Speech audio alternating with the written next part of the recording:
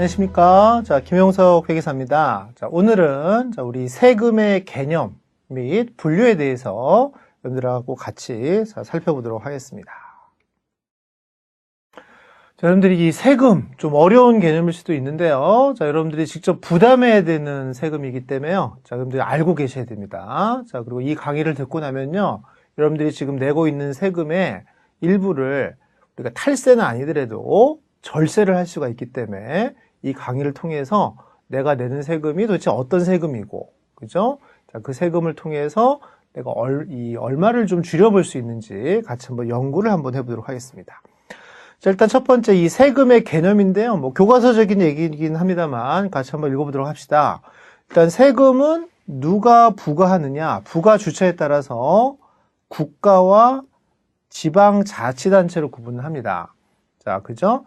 국가라고 하면요. 우리나라에서 이제 그 중앙정부에서 세금을 부과하는데요. 그런 세금을 뒤에 가서 보겠지만 국세라고 하고요. 지방자치단체도 마찬가지로 세금을 재원으로 운영을 해야 되니까 세금을 부과할 수가 있다는 거죠. 예를 들면 여러분들이 서울에 거주하고 있다면 서울시라는, 그죠? 이 지방자치단체가 있고요.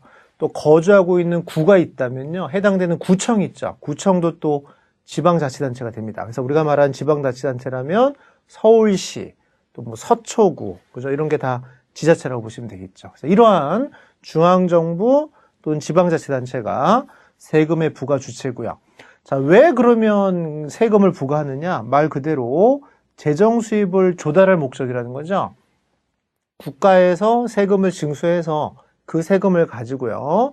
여러 가지 우리가 퍼블릭 서비스라고 하죠. 어떤 공공을 위해서 사용을 할 목적으로 합니다. 세금의 가장 큰 특징이 뭐냐면요. 반대급부가 없다는 거죠. 국가가 나한테 뭘 해줬기 때문에 내가 세금을 내는 게 아니라 내가 세금을 내고 그걸 가지고 국가로부터 혜택을 받는 거예요. 예를 들면 여러분들 집에 만약에 화재가 발생해서, 그죠? 집이 불타고 있다면요. 누가 와서 불을 꺼줍니까? 그죠? 소방서와에서 불을 꺼주는데, 불을 꺼줬다고 해서 여러분들이 뭔가 요금을 내고 이런 건 아니라는 거죠. 그죠? 그럼 국가가 해주는 일반적인 공공 서비스라는 겁니다. 그럼 그 소방관들의 급여는 뭘로 줬느냐? 그죠? 그동안 우리가 낸 세금을 가지고 그러한 공무원들이, 그죠? 우리한테 공공 서비스를 해준다고 보시면 되겠습니다. 그러면 이제 우리가 세금을 내야 되는데요. 우리가 보시면 이제 뒤에 강의들 보시면 알겠지만 군데군데가 다 세금입니다.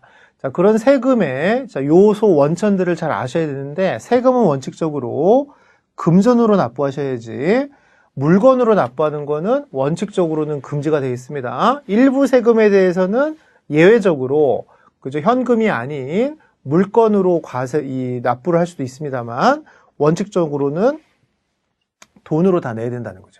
이게 일단 세금의 아주 일반적인 개념입니다. 그럼 이제 제대로 본론을 한번 들어가 봅시다. 우리가 내야 될 세금의 분류를 살펴보면요. 일단 아까 설명드린 것처럼 과연 누가 우리한테 세금을 부과하냐에 따라서 국세와 지방세로 구분합니다. 국세는 국가가 부과한 거고요. 지방세는 지방자치단체가 부과하는 거죠. 주로 이제 여러분들 그 세금 나올 때 고지서 보시면 알아요. 국세청에서 세금 내라고 온 거는요, 다 국세라고 보시면 되겠습니다. 왜냐면 국세청은 중앙정부 산하에 있는, 그죠? 국세를 관할하는 이 정부 기관이기 때문에요. 국세는 주로 국세청에 납부한다고 보시면 되겠습니다. 이에 반해서 지방세 같은 경우는요, 서울시나 또는 여러분들이 거주하고 있는 구청이 있겠죠.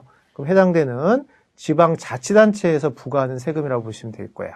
그래서 누가 우리한테 부과하느냐가 우리 어차피 세금을 내는 거니까 중요한 게 아닐 수도 있습니다만 우리는 과연 누구한테 세금을 내야 되느냐 관점에서 보자는 거죠. 우리는 어차피 세금을 내야 될 납세자니까 이 세금 용지가 나왔으면요. 이 세금을 과연 어디다 납부해야 될 거냐 그 귀속 기관을 알아야 된다는 거죠. 예를 들면 우리가 이제 배울 소득세라든가, 그죠? 부가가치세. 부가가치세는 상식적으로 몇 %예요? 10%죠. 여러분들이 물건을 구입하면은 10% 부가가치세를 내야 되는데요. 이런 소득세나 부가가치세는 다 국세입니다. 그래서 중앙정부로 귀속이 되고요. 그럼 우리나라의 이제 대표적인 지방세라고 하면은 취득세, 등록세 뭐 이런 것들 있죠. 부터 시작해서 이런 게 아주 일반적인 지방세라고 보시면 되겠습니다. 또 여러분들 집에 자동차가 있으면요. 자동차세를 납부해야 되는데 그런 게 다 지방세다 이렇게 보시면 될 것 같아요. 자, 두 번째는요. 우리가 세금을 내면 그 세금은 국가에서 또는 지방자치단체에서 사용을 하는데요. 그 세수의 용도가 미리 정해져 있느냐에 따라서요. 자, 우리는 보통세랑 목적세로 또 분류합니다. 자, 보통세라는 거는 말 그대로 목적이 처음부터 정해져 있지 않아요. 그러면 그 세금을 징수해서 정부가 그때그때 예산을 편성해서 자, 요번에는 요 세금은 뭐 A라는 다리를 건설하기 위해서 사용하자. 그 다음에 연도에 가서는 뭐 공항을 건설하자. 이런 식으로 여러 가지 목적별로 사용할 수가 있는 것이에요.